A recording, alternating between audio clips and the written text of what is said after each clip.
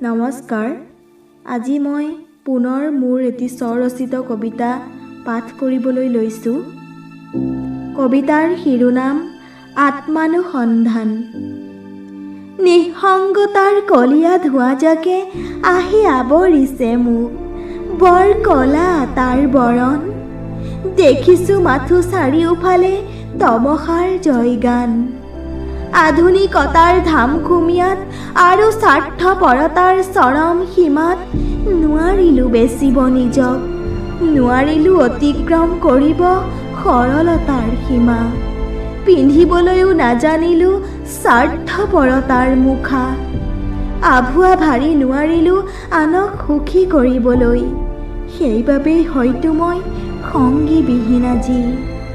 অনুভূতি মোৰ চিৰ লগৰী, সকলোৰে পৰা থাকোঁ আঁতৰি। নাযাওঁ সুখ বা দুখৰ সীমান্ত বিচাৰি, অকলে অকলে সপোনৰ কথা পাতোঁ।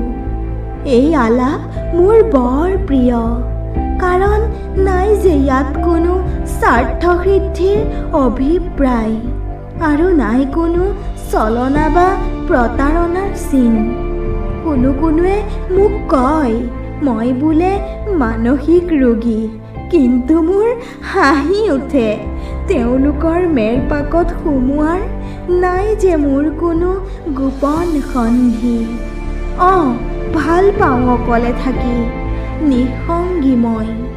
নিঃসংগতা এতিয়া মোৰ প্ৰিয়তম লগৰী। ধন্যবাদ।